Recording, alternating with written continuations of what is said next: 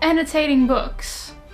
How do you do it? Hello everyone, welcome to another video. Today I'm going to be doing the highly requested video on how I annotate and make notes on the books that I read. I use not one, but 3 different systems of annotations. Is that effective? Probably not, but it does mean that I have 3 different systems that I can share with you so you can decide for yourself which one you like and how you might want to combine them. So the 3 things that I use are a reading journal, sticky tabs, and making notes on the Notes app on my phone, and I use Notion for that. And all 3 of these systems are super flexible and they kind of change based on what I want from a book. So let's just begin with the most simple one, which is the reading journal. In my reading journal, I write down about every single book that I read. So let me just give you an example of how I do that. This is what an empty page in my reading journal looks like. We are going to fill it in together. In essence, the reading journal is where I write down in bullet points my overall thoughts on every single book that I read. When I finish a book or after reading like half of it, I just sit down and jot down all the thoughts that I have. I usually keep it quite short, like sticking to thoughts on characters, representation, things that didn't make sense to me. It's basically like a list of pros and cons. And as you can see here, I'm keeping open some space between Fahrenheit 451 and Evelyn Hugo because I haven't finished Fahrenheit 451 yet. So once I finish it, I will probably go back and add more thoughts. Of course, you can do this in any notebook. You don't need a fancy bullet journal, and you can decorate it however you want. You can make it fancy with stickers and illustrations, or you can just keep it practical and simple. After using the journal for a while, it will end up looking like this. This is the reading journal that I used last year, and as you can see, sometimes I have a lot of thoughts, sometimes it's just a few lines, and then after I finish the book I also add star ratings. Here are some examples of the eloquent things that I wrote down in my reading journal. Character meh, mostly plot based. Heavy on political intrigue. Relatable. Love interest boring, not as interesting as main character. Why are these book characters so bad at making magical deals? And sometimes I get a bit more reflective. Theme, the scare of the unknown. Beautiful writing, distinct voice.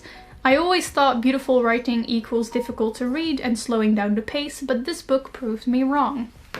So the point of having a reading journal is that I can always look back on all of the books that I read that year and my opinions on them in short. If you want more info on the other things that I do with these reading journals, so like other spreads that I make and like statistics, etc. I have 2 more videos just on the reading journal, so I will link them in the description. The pros of keeping a reading journal is that it's quick, so it's easy to keep up with.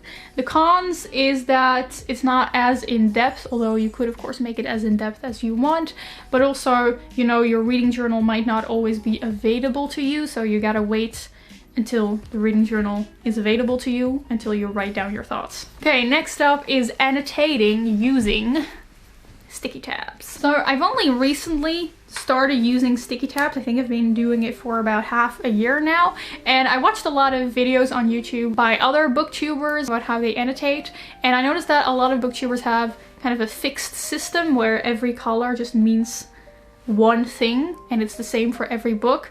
My system is very flexible and the meaning of the color changes based on the book that I'm reading. I'll explain. First, personally, the goal of using sticky tabs for me is to help future me. So if later I go through my bookshelves and I pick up a book, I can immediately flip to a scene or a quote that I really liked because I put a sticky tab in there. So that way I can easily find the parts of the book that really stuck with me. So for my reading journal, I write down my thoughts of every single book that I read, but I don't sticky tab every single book that I read because, quite frankly, I'm not always in the mood to sticky tab a book. So usually when I'm reading, I will kind of notice if I want to sticky tab it. Like, for example, when I was reading The Obelisk Gate, at first I didn't really sticky tab it, but after about 100 pages, I realized that there were many scenes that I didn't really understand and that I felt like were foreshadowing, and that I felt like were scenes that I would understand after I've read the entire series and had all the information. So I started tabbing all the parts where I was like, you know, I should read this back later if I finished the series. I have finished the series and I have not read those parts again. So maybe I should do that. Okay, so let's go into the different ways I use my system. I will just start giving some examples. The first example is like the easiest use of sticky tabs, and that's just pick a random color that you like. In this case it's blue, and then just tab every scene that you like and that you want to be able to look back on. That's what I did with Vicious. I haven't finished tabbing it yet, but the blue, I just chose it because I still had a lot of blue tabs yet, so there's not a lot of thought behind that. And then for the picture of Dorian Gray, I started tabbing every scene that I found to be beautiful in green. And then later there were getting more and more scenes that were very shocking that I also wanted to track. So I started using the yellow tabs for scenes that were very shocking. And what I still want to do is kind of put a tab at the beginning of the book, like put a green tab and a yellow tab, and then write on the tab that yellow means shocking and that green means just nice scene, so that even years from now I will still at least remember what the tabs meant. Then we have the Star Touch Queen, where I tabbed to kind of help me decide what I thought of the book. So I just started tabbing every scene that I didn't like in blue and every scene that I did like in green. And then you can also see here that I mostly have green tabs, so that means that overall I enjoyed this book. And that's also a way that the tabs can kind of be helpful in your reading experience. And then lastly, the book that I did the most tabbing on is The Ballad of Songbirds and Snakes. Lots of tabs here. This is a good example of me assigning a specific meaning to the color based on the book. So in green, I tabbed every scene that was referring to the old Hunger Games books. In yellow, I tabbed every scene that had to do with political theory. And then in orange, I tabbed shocking things that happened. So the pros of this is that it is easy and you can do it immediately as you are reading the book. But the con is that tabbing is only useful when you are going back through the original copy of the book. And of course, you need to own a copy of the book in order to even be able to do the annotating.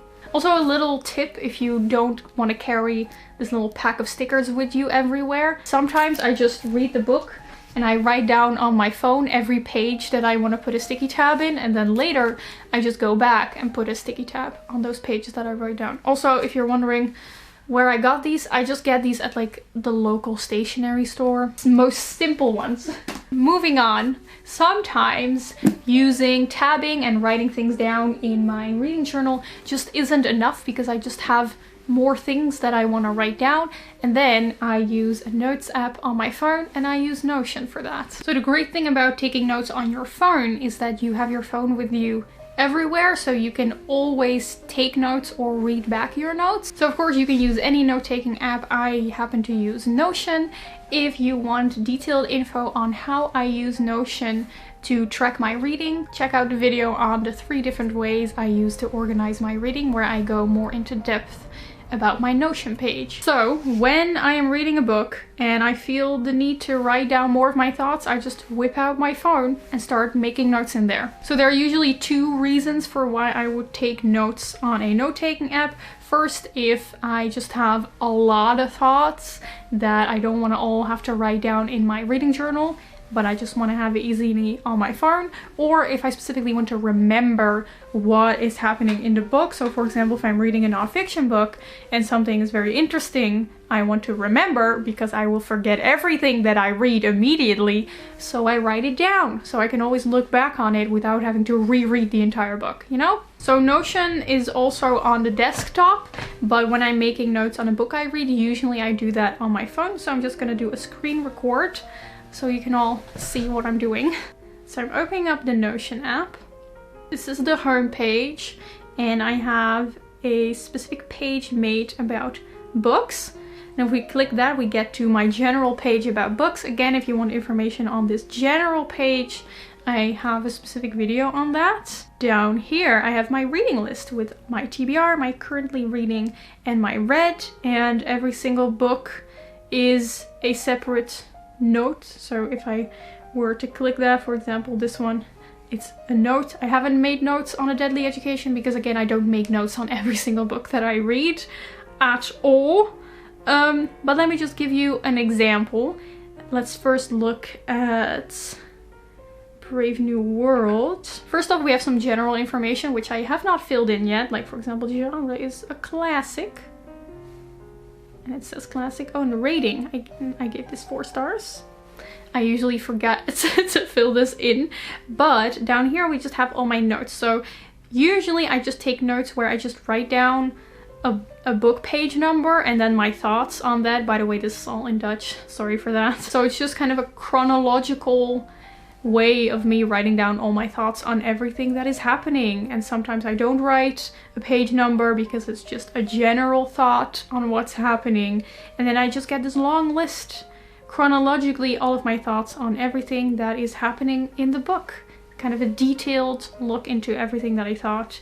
Which is nice to look back on later because usually I forget everything that I thought. And then another way that I make notes, for example, right now I am reading Hope in the Dark, which is a non-fiction book that I kind of want to remember what I'm reading. So every time I read something of which I think that is interesting, I kind of summarize it like real quickly, just really shortly summarize what I read, or I will write down a quote that I really liked, or I kind of paraphrase what was being said. Sometimes I will write down a page number if I specifically want to know this is where I found that. So then later I can always go back and read what I wrote down instead of having to reread the entire book, you know? It's just easier to remember things this way. And for example, for, which one was it? Man's Search for Meaning, I did this, where I wrote down the main message and the personal impact. My goal was to do this for every single book that I read. I'm pretty sure this is the only one for which I did it because I just forget or I'm too lazy to do it. But honestly, if you sit down after you read a book and just think about the main message and the personal impact that it had on you, you will probably remember it a lot better. So that's nice if that's what you're going for. Okay, that was Notion. Let's close this. So if you like putting sticky tabs and like annotating books, of course you can also write down all your thoughts, not on your phone, but in the margins of your book, if that's what you really like doing. Personally, I prefer to do it this way because I have access to my phone everywhere, and you can also do it for books that, you know, you got from the library or that are not your own. The pros of taking notes on your phone is that it is more in depth and it is available to you everywhere. The cons is that it does take a little bit more effort. Now, last but not least, I just want to quickly give you an example of how I combine these 3 systems. For example, I have here Meditations by Marcus Aurelius. I've been reading this book for like months now. I put a tab every time there's like a quote that I really like that I want to be able to look back at. I also write down on my phone just general thoughts that I have on the book, just general opinions. And then after I finish it, probably I will write down like just in short overall thoughts in my reading journal. Is that a convoluted system? Maybe it is. But I just really like that I can always choose how I want to annotate based on what I feel like doing at that moment or what I feel like the book needs. Those are all the ways in which I annotate my reading. You can follow me on my social media if you want to get some more book content from me. Also, like the video if that's what you feel like doing today. And I think that's all I wanted to say. Yeah. Those are all the ways in which I annotate my reading. I really hope this video was helpful in any way. I really hope you enjoyed this video, and I will see you soon in another one. Goodbye. This is actually the second time that I'm filming this video because the first time I did something wrong with the lighting, so my voice is like so done from talking for like 1.5 hours. Oh well.